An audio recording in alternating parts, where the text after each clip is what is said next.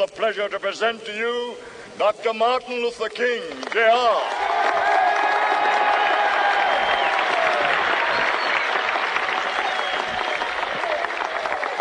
I am happy to join with you today in what will go down in history as the greatest demonstration for freedom in the history of our nation.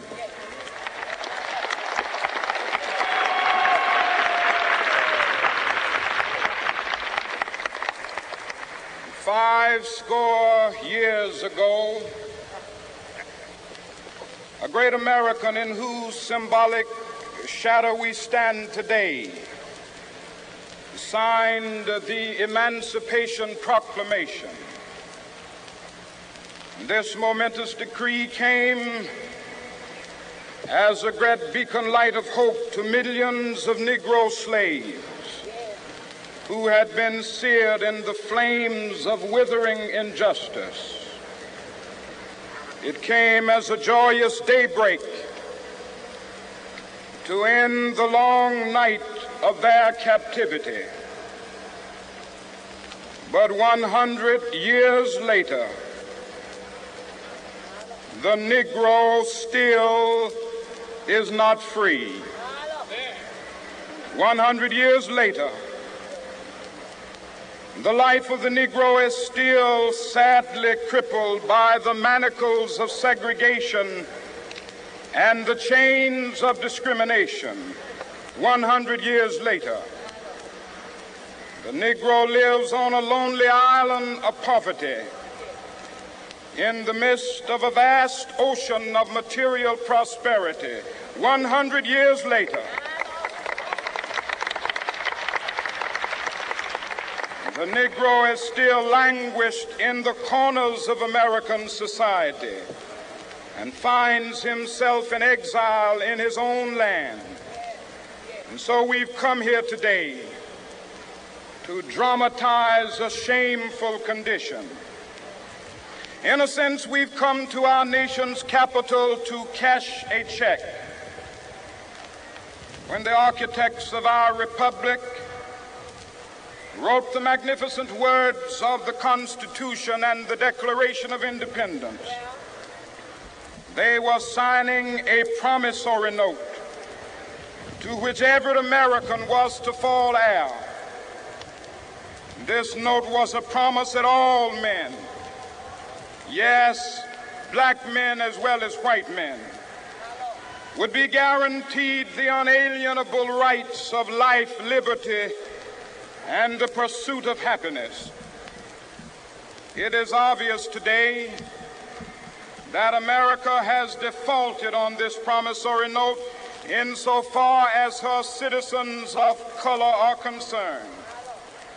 Instead of honoring this sacred obligation, America has given the Negro people a bad check, a check which has come back marked insufficient funds.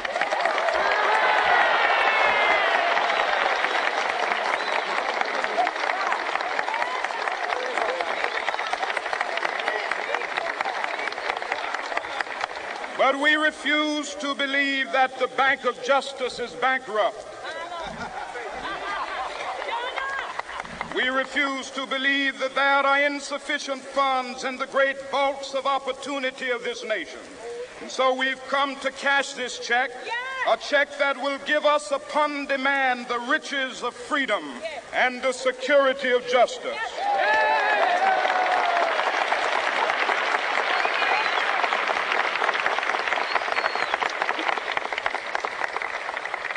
We have also come to this hallowed spot to remind America of the fierce urgency of now.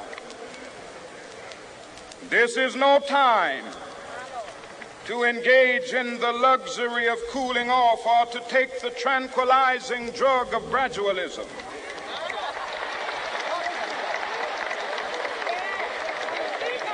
Now is the time to make real the promises of democracy. Now is the time to rise from the dark and desolate valley of segregation to the sunlit path of racial justice. Now is the time to lift our nation from the quicksands of racial injustice to the solid rock of brotherhood. Now is the time to make justice a reality for all of God's children. It would be fatal for the nation to overlook the urgency of the moment. This sweltering summit of the Negro's legitimate discontent will not pass until that is an invigorating autumn of freedom and equality. 1963 is not an end, but a beginning. Those who hope that the Negro needed to blow off steam and will now be content will have a rude awakening if the nation returns to business as usual.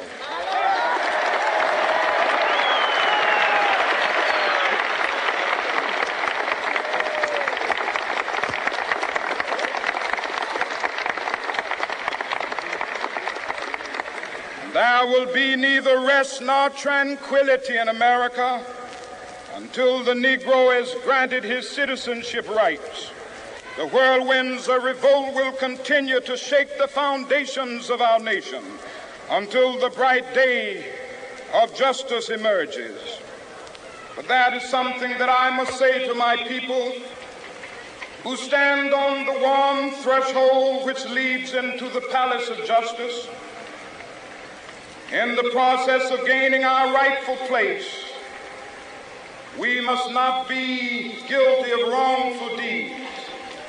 Let us not seek to satisfy our thirst for freedom by drinking from the cup of bitterness and hatred.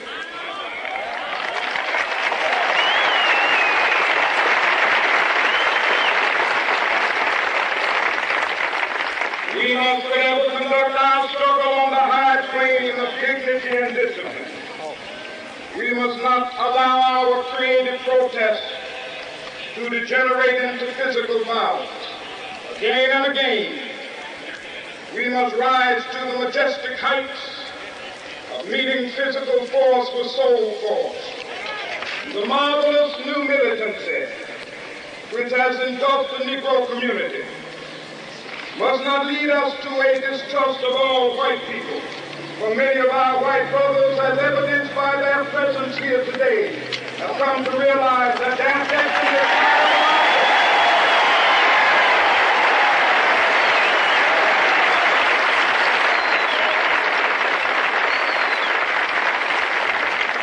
They have come to realize that their freedom is inextricably bound to our freedom.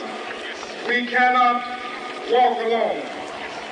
As we walk, we must make the pledge that we shall always march ahead. We cannot turn back. There are those who are asking the devotees of civil rights, when will you be satisfied? We can never be satisfied as long as the Negro is the victim of the unspeakable horrors of police brutality. We can never be satisfied as long as our body is heavy with the fatigue of travel, cannot gain lodging in the motels of the highways and the hotels of the city.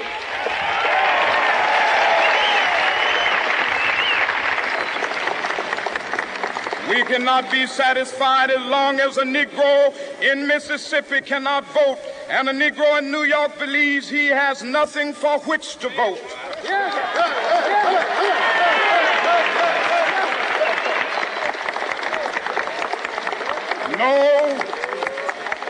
No, we are not satisfied, and we will not be satisfied until justice rolls down like waters and righteousness like a mighty stream.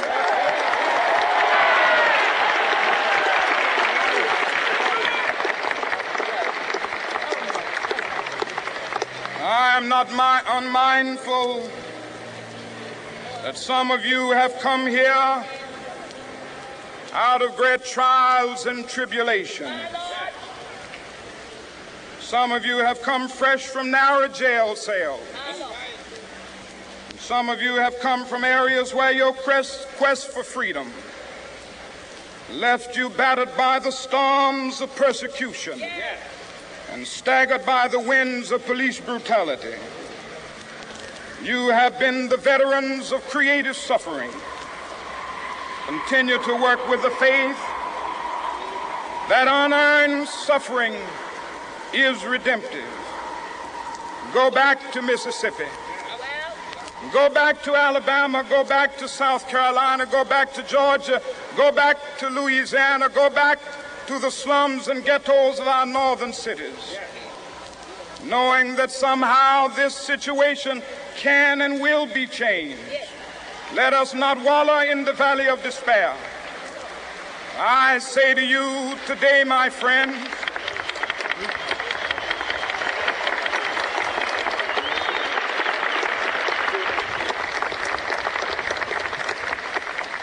so even though we face the difficulties of today and tomorrow, I still have a dream.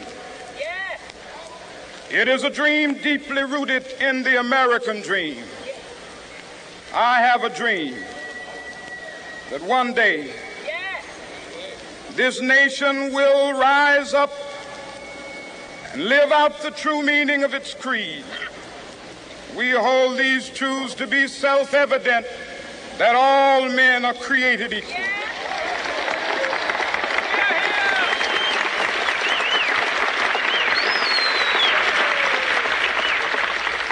I have a dream that one day on the red hills of Georgia, the sons of former slaves and the sons of former slave owners will be able to sit down together at the table of brotherhood. I have a dream that one day even the state of Mississippi, a state sweltering with the heat of injustice, sweltering with the heat of oppression, will be transformed into an oasis of freedom and justice. I have a dream that my 4 little children will one day live in a nation where they will not be judged by the color of their skin, but by the content of their character. I have a dream today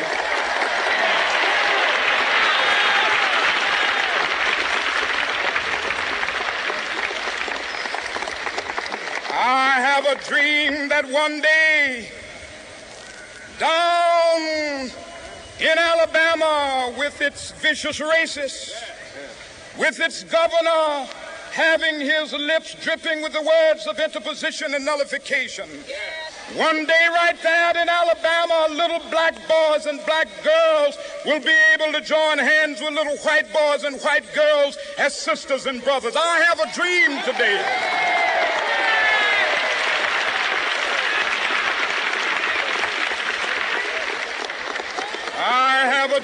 that one day every valley shall be exalted, and every hill and mountain shall be made low. The rough places will be made plain, and the crooked places will be made straight. And the glory of the Lord shall be revealed, and all flesh shall see it together. This is our hope. This is a faith that I go back to the South with.